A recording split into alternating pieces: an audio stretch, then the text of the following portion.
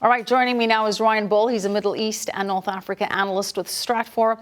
And Jessie Jane Duff. Jessie is a retired U.S. Marine Corps gunnery sergeant.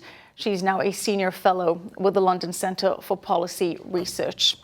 All right, Ryan, let's start with you. The president said that Iran taking out that drone may in fact been unintentional. I mean, what do you make of that? Is that perhaps strategic? Is the president giving himself some wiggle room here to not take Iran's bait if it seems that Iran is trying to provoke some kind of response from the U.S.? I think that wouldn't be an unfair way to characterize the president's decision. He's operating under some strong political constraints here in the United States. The idea of a conflict with Iran is deeply unpopular with the American public. It's unpopular with Congress. He does have to take those into consideration, especially with next year being an election year. So this was a choice for him to give Iran an off-ramp to de-escalate the situation.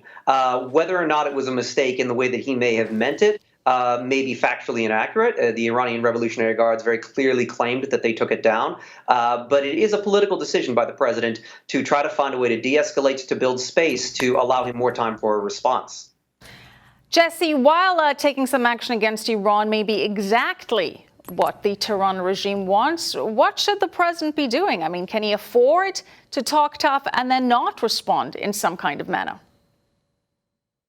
Well, the president is being very strategic and not putting out any estimates of what the U.S. might do in response. And meanwhile, Iran is screaming that we were in their airspace and they're going to take it to the UN, which in my opinion is pretty much laughable because everyone knows that Iran is the aggressor with the U.S. in pretty much every situation, including this one. Let's talk about this drone for a second, though. People have to understand this is not the drone that you could buy at the local store. The wingspan on this is larger than a Boeing 747. It has a 137-inch wingspan. It can fly nautical miles of 8,000 miles, which is longer than that of a Boeing, which is only 4,000 miles. This is a huge drone. It is the size of our aircraft. So when they shot this down, how did they even know it was an unmanned drone, for that example? And where the drone has landed has been in international space. So when they're saying that it landed in Iran, it is unequivocally false and a strategic lie to benefit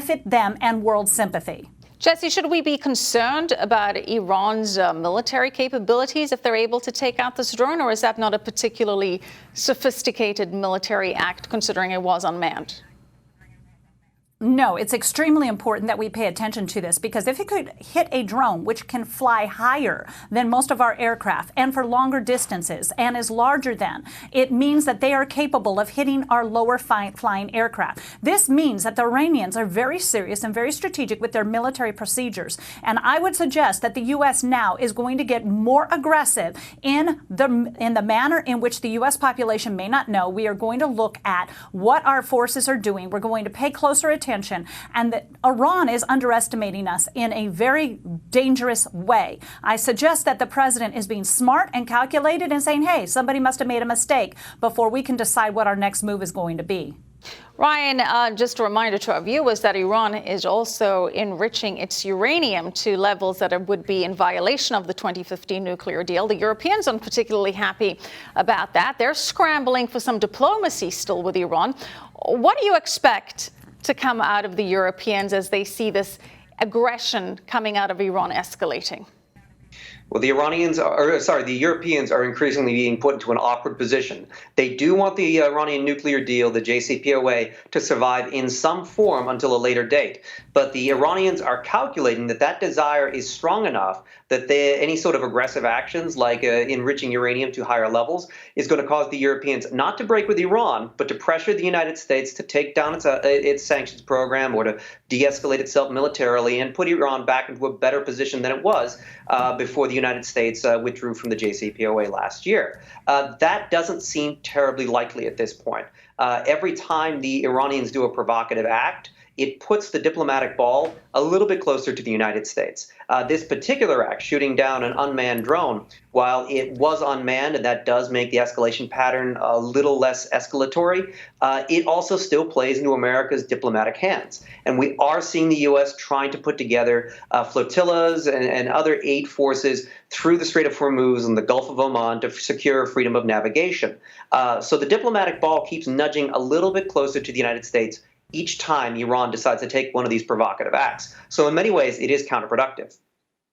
All right. I mean, there are various ways that the U.S. administration, the Trump administration, could respond to this. We just heard that Mitch McConnell is saying that the U.S. is going to take a measured response. Some are suggesting that this could be some kind of attack against Iranian targets in Syria. Perhaps some kind of cyber attack would send some message, or a pinpointed strikes, as Senator Lindsey Graham is suggesting, against Iranian naval interests or oil interests. All right, we're going to have to leave it there. Thank you so much, Ryan Bull, Jessie Jane Duff. Appreciate it.